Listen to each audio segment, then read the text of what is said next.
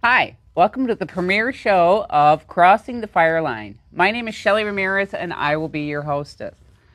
We're here to tell you anything you ever wanted to know about the St. Paul Fire Department. We're going to meet its key players and get a whole bunch of fire prevention safety tips. Later on today, we're going to be talking with the Fire Chief, Tim Butler. Before we do that, we're going to give you our first fire prevention safety tip.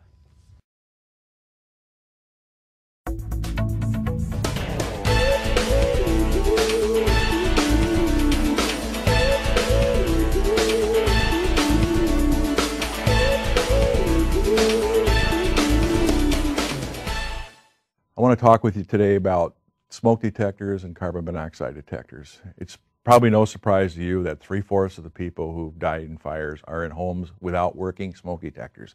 Emphasize working smoke detectors. They might even have smoke detectors, but the batteries have been taken out or they're dead and they don't work. A smoke detector should be put outside and inside of each room used for sleeping. And there should be one on each level of the home. And test them at least monthly to make sure they work. Also carbon monoxide detectors, and we prefer the ones with a digital readout, like I'm showing you here. These should be put outside of each room used for sleeping because carbon monoxide is an odorless, colorless gas that can sneak up on you in the middle of the night and you'll never wake up. So this has been a 60-second fire prevention update. Welcome back to Crossing the Fire Line. Today we're here with Fire Chief Tim Butler. Hi, welcome Tim. Thanks, Shelley. Say, how did you come up with this idea for this program? Well, actually, a group of citizens came up with this idea, and as we discussed the fire department and some of the surprising things they learned about the department, they thought, wouldn't it be great if citizens could find out more about what goes on behind the scenes? And we thought, well, let's give them those answers. So as we worked together with that group, including John, can I mention that? John Morrison? Yeah. So as we worked with that group to come up with some of the questions and answers to the questions they had, we thought, let's put it on a show so that other people can benefit from the benefit of their questions as well. Gotcha. How did you come up with the title, Crossing the Fire Line? Well, you know that barrier tape that we put up around fire scenes that says fire line, do not cross? So many times it's, we're doing our job behind the scenes here. We have to have you, for safety reasons, be away from where we are operating. We thought, but there are a lot of things that happen in the fire station, at training, at the fire scene, that we could open up that scene to the camera, if you will, to yourself and the show, kind of lift that tape and let people scoot underneath that tape at a very safe distance in their home to see what goes on behind the scenes. And so Crossing the Fire Line was kind of a symbolic title, but it's representative of what we hope to do here. Lift that veil of secrecy and safety concerns about what goes on at the fire scenes and in training and at the fire station. Well, can you give me a couple of examples? What sort of things are we going to be talking about? We hope to have you and members of our audience experience firsthand what goes on at a fire. What's it like to ride inside an ambulance or in a fire truck as we're making emergency responses? I get to ride a fire truck? You get to ride a fire truck for sure. Going through some training with our crews. We do extensive training all the way from rappelling to fighting fires to cardiac arrest management. So we're going to let you see the training, participate in it, handle the equipment that we handle, work alongside of our crews so they can answer your questions, the questions the audience might have.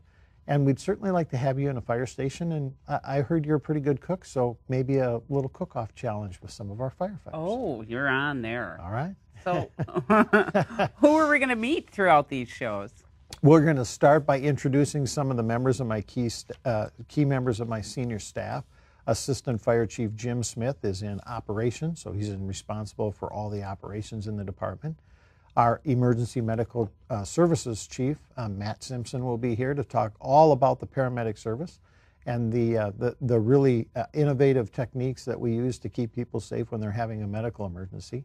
Our Training Chief, Thomas McDonough, will be here to talk about training issues and firefighting and rescue and some of the more detailed work that we do there. And our Fire Marshal, Steve Zachard, who's an expert at fire code, building code, and he'll bring the fire prevention side of the house and what we can do as homeowners and business owners to keep our families and our friends safe from fire. So it'll be our senior staff introducing some of those key concepts, but you're going to be working right alongside the firefighters as we hope to show the equipment and operations and the people that really make this department great. Excellent. So overall, what is the design of each show?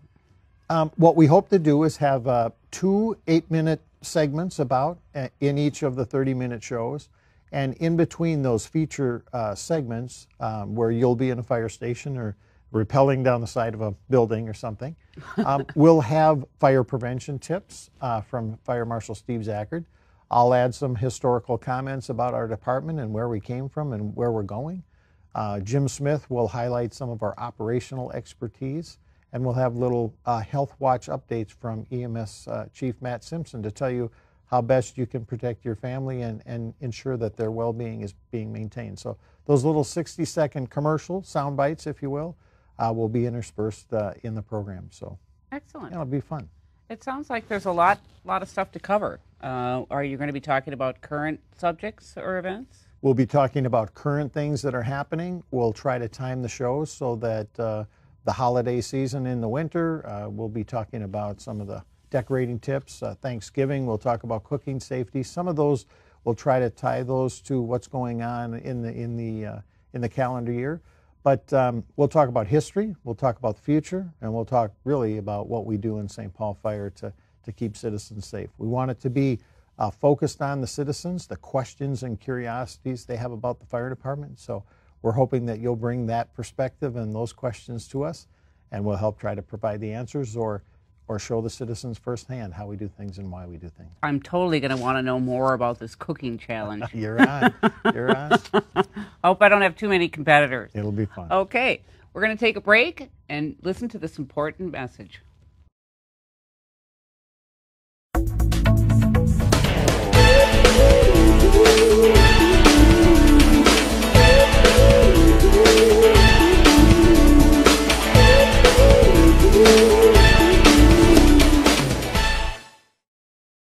Hello, my name is Matt Simpson, Deputy Chief of EMS for the St. Paul Fire Department.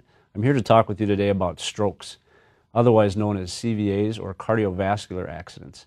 There's an acronym that I'd like you to keep in your mind, and that acronym is FAST. F stands for face, and you'd want to notice or recognize facial droop in someone.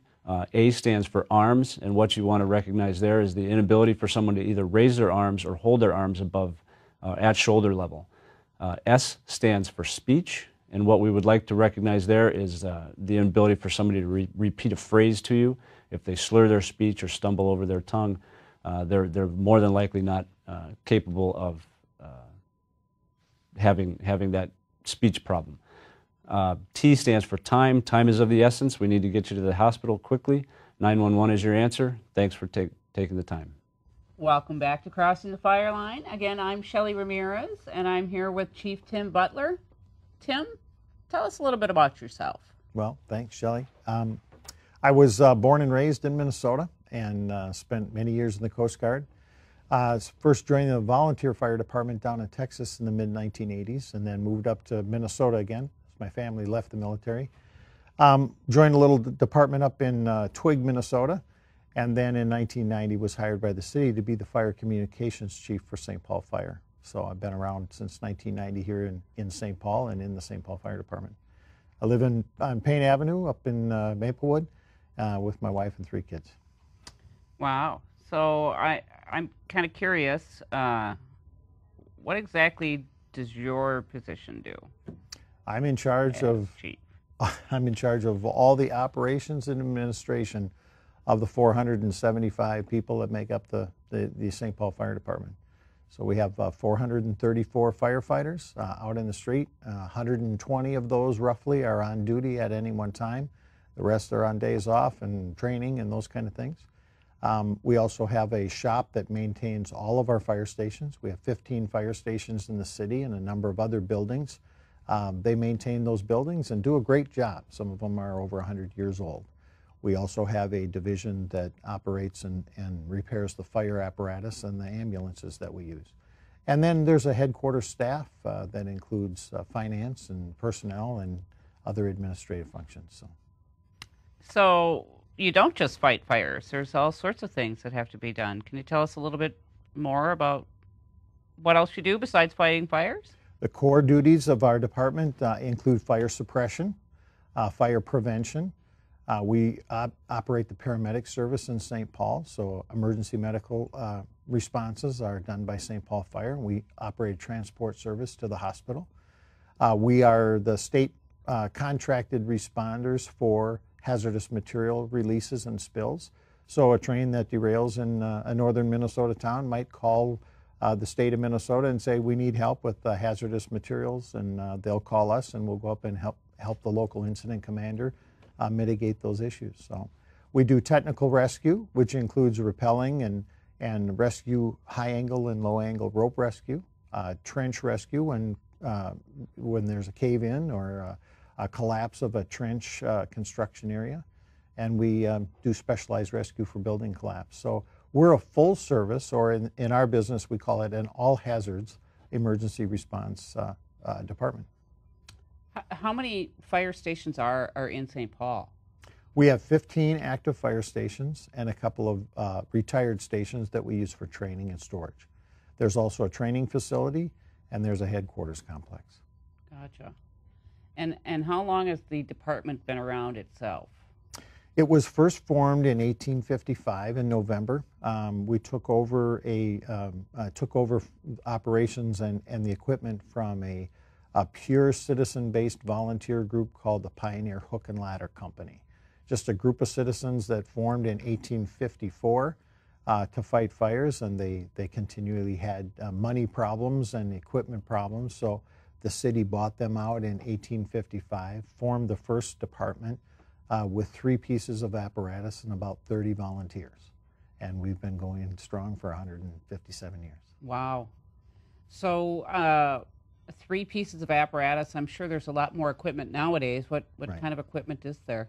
Well, we operate over 50 pieces of specialized equipment, all the way from ambulances to specialized rescue trucks to marine boats for firefighting on the river and in the lakes, ladder trucks and engine companies, and hopefully we'll get into some of the details of what those companies and what those pieces of equipment do in future shows.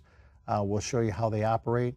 Each piece of equipment does a specialized function on an emergency scene, whether it be rescuing somebody from a top floor of a building. We use a different piece of apparatus than we would for taking them to the hospital. Wow.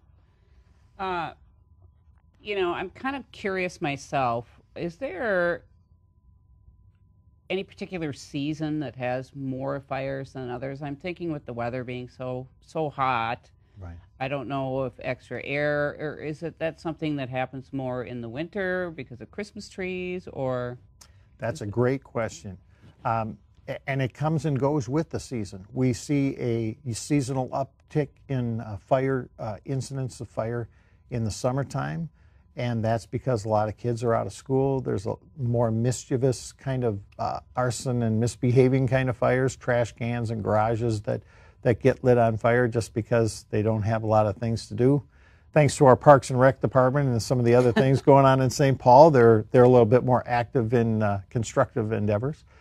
In the winter, we do see a pretty good increase in the numbers of fires because there's alternative heating sources that are going on. People are using space heaters and candles, and as you mentioned, holiday decorations and those things. So the most deadly fires in St. Paul have happened in those winter months of, November to February time frame. They can certainly happen at any time, but it comes and goes with the season and also the time of day. We see a lot of fires in the cooking hours. Most of our fires in St. Paul and around the state and nation are caused by inattentive cooking. And so we see a lot of those from the dinner hour from 5 o'clock until 8 o'clock in the evening. And again, in the morning hours when people are cooking breakfast and things like that. Excellent. Well, I'm sure in the upcoming episodes we're going to learn all sorts of new things about different things on how to prevent those fires. You bet. Mm-hmm. At this point, we're going to show you another fire prevention tip, so stay tuned and we'll be right back.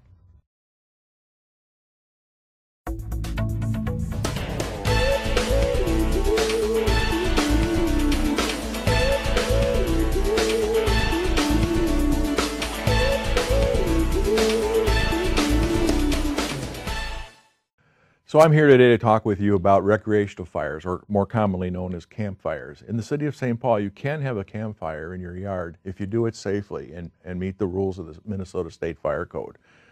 It can't be more than 3 feet wide, 2 feet high, only sawn wood from trees, no branches, no leaves, no trash. If it's on the ground, it needs to be 25 feet away from a building or other combustibles. If it's in a fire pit or a fireplace outside, then it only needs to be 15 feet from building or other combustibles. And always be in attendance of the fire. Don't leave it unattended. Always have the means to put it out. And if the smoke is bothering the neighbors, that's a public nuisance and the fire should be put out then too. And if you want to know more about it, just go to the St. Paul Fire Department's website and there's a fact sheet of the 10 or so conditions you need to follow. This has been a 60-second fire prevention update for you. Hi, welcome back. I'm Shelley Ramirez, your host for Crossing the Fire Line. I want to thank everyone for tuning in today. I want to give a special thanks to Fire Chief Tim Butler for taking time out of his busy schedule to come and talk with us. He'll be on some future episodes, I hope. We're also going to be talking with Fire Marshal Steve Zachert in the future about college dormitory safety. And with school right around the corner, I think parents and students alike will need some of that information. We'll be talking with EMS Chief Matt Simpson. He's going to give us some information on how to recognize some of the symptoms when somebody's having a stroke. The cooking challenge is on, as far as I'm concerned. And I'm also hearing that some of these guys and gals throw an annual calendar together, and I want to find out more about that. Lots of fun stuff coming up. And before we go, though, I want you to listen to Fire Chief Tim Butler one more time about Minnesota Historical Memorial for Firefighters. Thanks again for watching Crossing the Fire Line. Since 1854, 208 firefighters have been killed in the line of duty in Minnesota. 62 of these fallen heroes served as firefighters on the St. Paul Fire Department. These men and women paid the ultimate price for their willingness to serve their community and their neighbors. On September 30th, 2012, a new statewide Fallen Firefighters Memorial will be dedicated on the Capitol grounds to honor these men and women. The event is open to the public and it's free. If you'd like to attend, please visit the website address showing on your screen and register. Again, the event is free and open to the public. Your attendance is an excellent way to pay tribute to our fallen Minnesota firefighters and to their surviving family members.